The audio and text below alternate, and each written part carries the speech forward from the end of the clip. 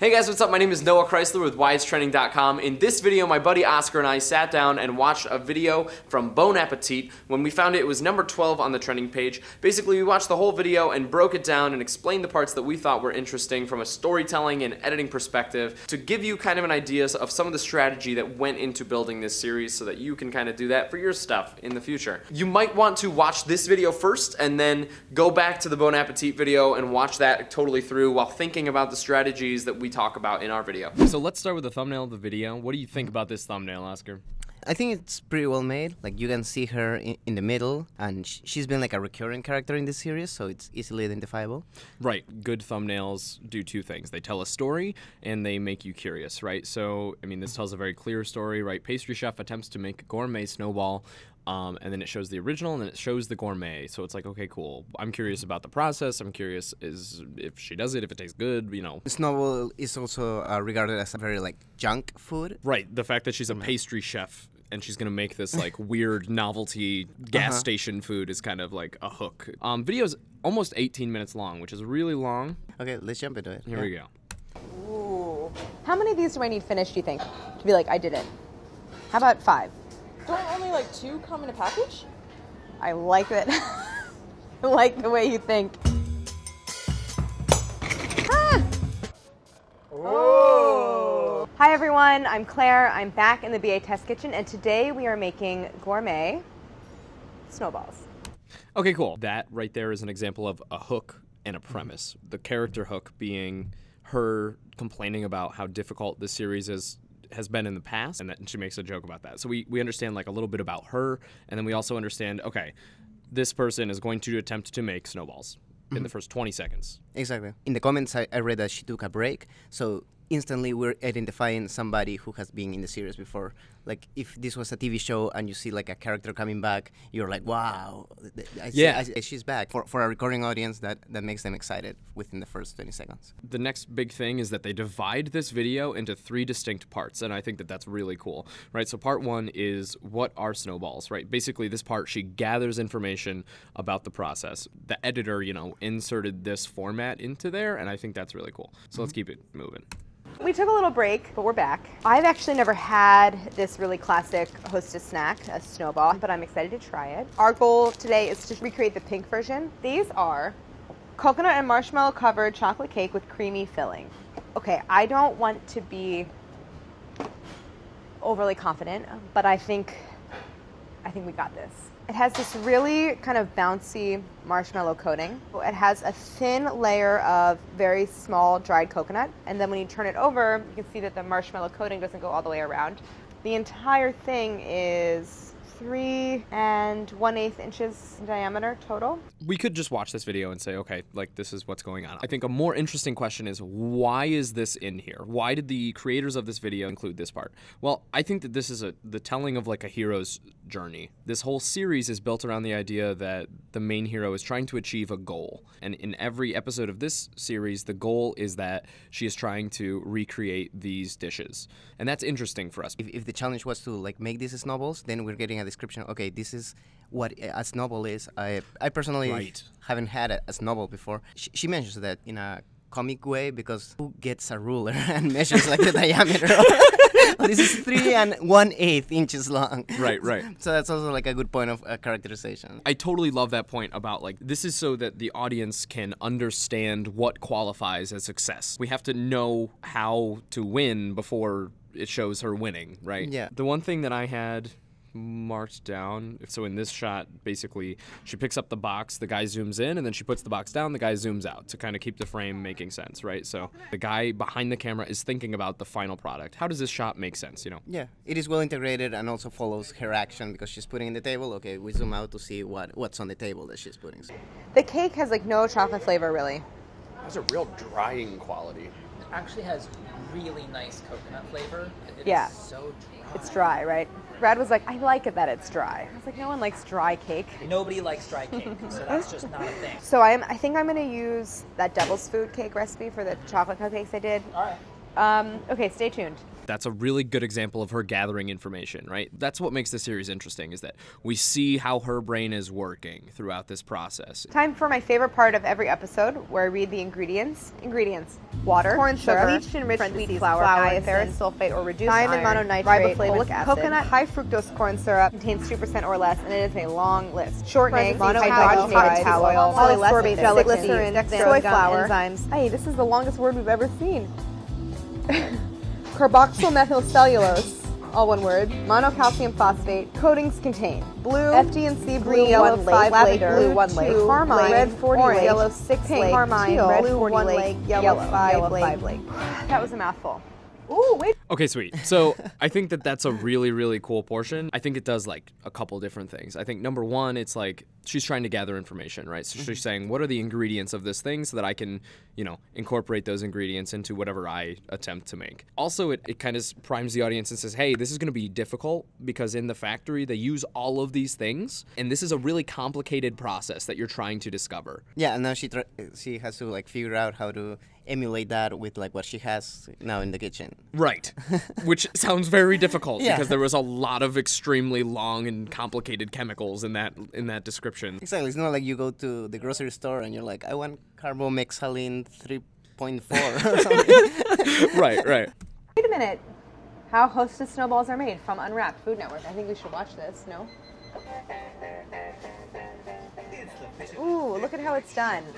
Fascinating. So the cakes are on the conveyor belt and the marshmallow is extruded in a sheet that really covers the cupcakes like a blanket. So that's an interesting tip. I'm gonna think about this in its elemental parts. So first we'll do the cake, and I'm gonna use this devil's food cake recipe that I developed a couple years ago. We'll bake it in the muffin tins. Then there's the marshmallow. I'm gonna use the same base recipe for the outside and the cream filling, but I think the cream filling will just have less gelatin, so it won't be as firm. Then the third element is the coconut, and I think what I'll do is dehydrate the coconut overnight and then have some fun with making a natural food coloring out of beets. Okay. I feel like the focus of the video is on her, like her thought process, because she's watching this video about Food Network, but we don't see it, and it doesn't matter because it's like what her reaction is and how she's going to apply what she saw into the recipe is what matters. Her absorbing the information is not what matters. It's like her interpreting the information is what matters. Exactly. Then the third element is the coconut. And The great thing that she does here is that she breaks down exactly what she's going to be doing so that the audience understands those little stories too. She has painted us a clear picture, so now we have some success criteria like you were talking about, so that when she does it, we can feel good and like we're making progress. Yeah, it's like those like points in the story that... Right. Checkpoints. Yeah. Let's put that on the screen. Why not? Oscar and I have this diagram that we refer to a lot called, you know, it's the story arc diagram that a lot of people learn in like middle school or elementary school. And basically by setting up those things, she is basically creating 3 little success mountains that she can attain that build to the overall success of recreating the snowball.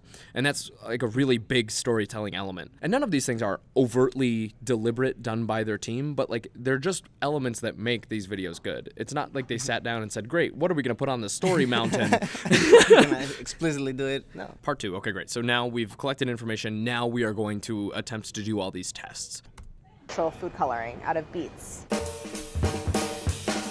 I'm going to print out the devil's food cake recipe and start there. First, I'm going to bloom my cocoa in espresso and hot water. And then I'm going to put it together with a method called reverse creaming. So you start with all your dry ingredients plus a portion of the fat and liquid already in the bowl. And it just produces a more level cake.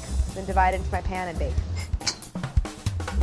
Okay, this is a channel that cooks food. Their whole thing is about cooking, right? You would think that this video where she attempts to make snowballs, the main focus is going to be her cooking. Well, no. We get the first cooking shot 4 minutes into the video, and it lasts for 20 seconds. I think that like that's huge evidence that the cooking doesn't really matter because it is a tool that is used for this story. We don't have this 3-minute cooking montage. It's like... Yeah, exactly. It's like very fast, and also like the music helps you like get into it. And if you see the shots also complemented because all of the shots are like moving, either they're like zooming or they're like handheld, and that adds to this like, okay, let's make this thing that normally takes a while to make very interesting. right, so these stuck, not super successful. Next time I'll try to do a more substantial layer of butter and then a really nice generous flour coating. This is the Hostess version, our version, but overall I think it's a really nice size and looks really, really close to the original. Great texture, it's like super tender. It feels like very moist, great chocolate flavor.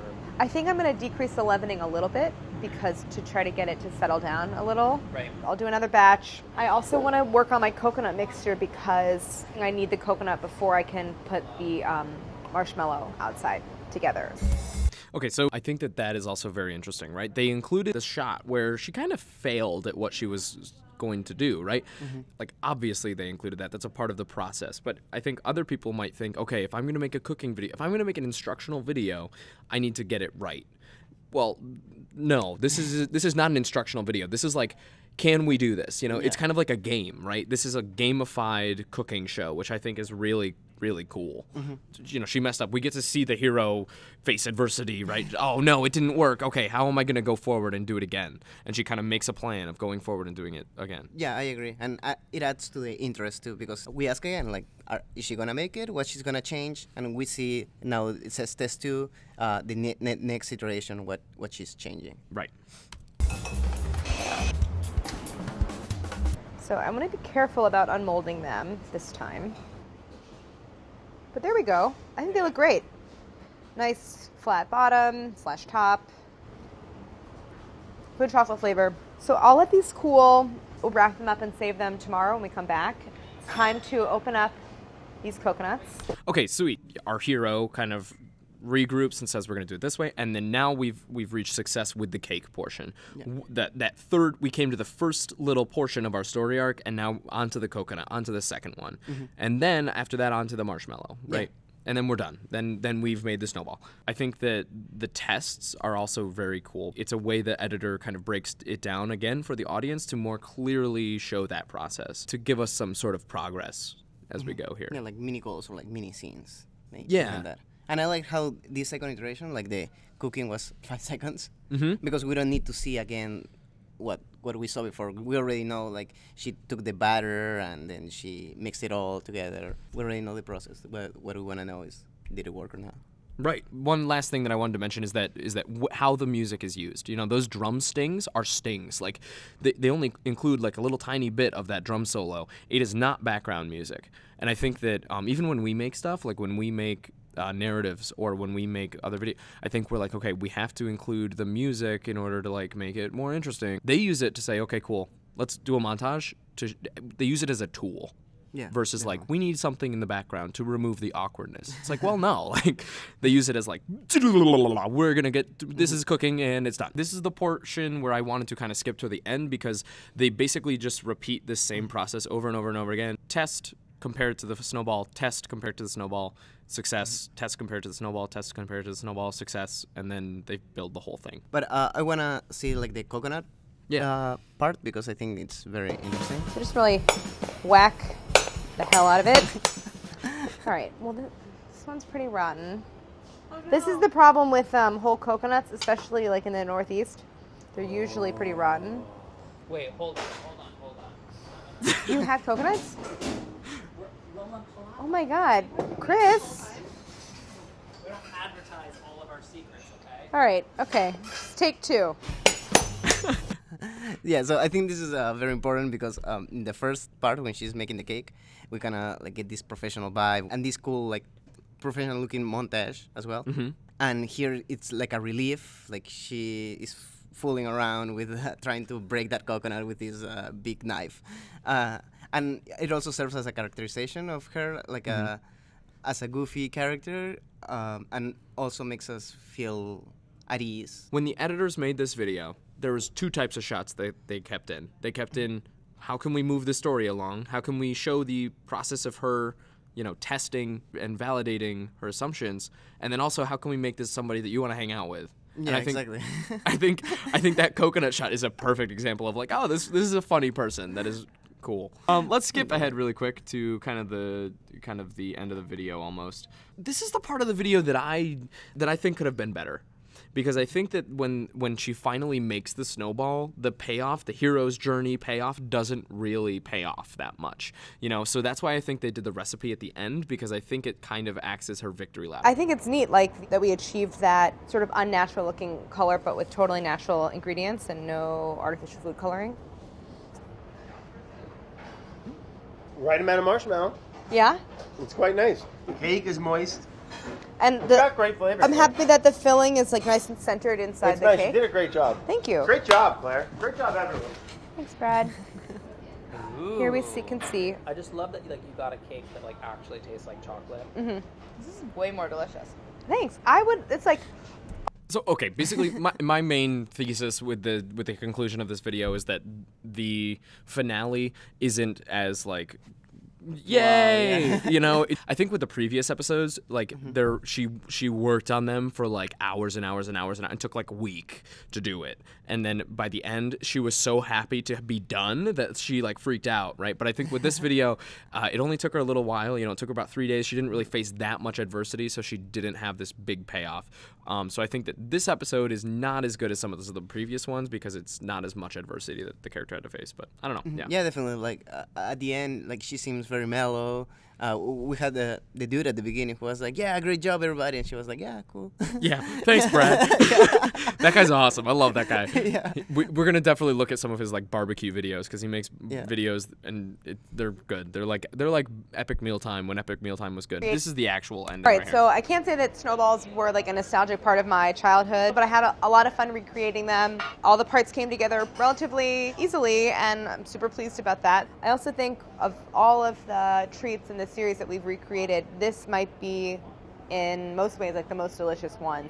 Thanks for watching. So basically, like that ending, you know, it's not a great payoff. She's like, it was kind of easy. It's like, well, cool. Like, and she's very low energy. She's also like discounting it. You know, she's like, well, I never ate these as a kid, which is fine. You know, I made a point here about her morale. You know, I think that they deliberately chose this because they knew it was going to be kind of easy. In the previous episodes, she made Skittles, and in one she made Lucky Charms, and it took her days and days and days to get all those little tiny little shapes. Yeah, she had to that like sounds horrible. It was terrible, and you feel for this woman so much because she's struggling so hard. I think that kind of burnt her out a little bit, and that's why I think this episode is such an easy kind of pastry. I wanted to talk about that because I think morale is so important when you are making videos like this, because this is like a massive amount of work, and if she is going to come in and do this every day and do that massive amount of work, she needs to make some progress or else she's going to get demotivated, and then what's the point? You know, why are we making these videos? Even if the videos are profitable,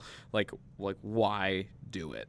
You know, if everybody hates it on the team, like, there's no point. I enjoy reviewing videos, you know, and I enjoy the process that we go through to make our stuff. And if we didn't, like, I don't think it would be a good thing to continue to do. It would show also as well, like her performance will be decreased. Mm-hmm. We would have as an engaging, I guess, Claire if she was like burnt out the whole time. Right. And she's like, God damn it, we gotta make some again. Mentos today. Like, so the last thing that I think is really cool about this video is that, and I think this is part of the format, the ending isn't that engaging, so they did kind of like a victory lap, where they basically take us through how to do this, right? I think that's a part of the hero's journey a little bit. The hero came out on the other side with this newfound information, and it changed them going forward. Obviously, it didn't really change her very much because she learned how to make a little pastry, but I think it kind of shows the audience that we have learned something in the course of this 17 minutes, and that's why it's Open important. 2 coconuts and use a coconut grater to finely shred the white flesh. Spread out on baking sheets and dehydrate overnight. Combine Malibu and reduced filtered beet juice in the chamber of an airbrush and use to paint coconut pink. Set aside.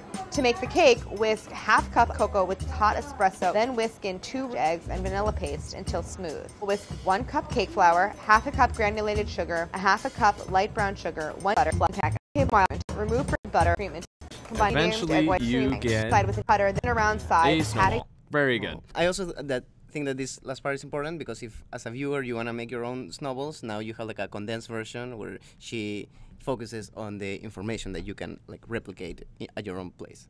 Yeah, I mean, that's one hell of a call to action, right? Like, if you want to interact with our brand further, you can take this recipe and do this on your own at home. That's like 4 hours at least of a person in a kitchen saying, oh, I'm going to interact with this Bon Appetit brand on YouTube that I watch, you know? And once a viewer does that, then they're on for life, you know? Like, that's a lifer. And that becomes like a success story for like the viewers. Like, hey, I replicated this, I made my own snowballs, let's see what else I can make, you know? And then they go to the next video. Yeah, and then they buy your $80 cookbook, and then they buy your t-shirt with Pat and Claire on the front. I enjoyed it. It was definitely fun. Yeah, I enjoyed it too. What do you think are like the main takeaways that you took away from analyzing this video? So I think that one of the main takeaways is like, no matter the genre of the video, it always puts like the story first.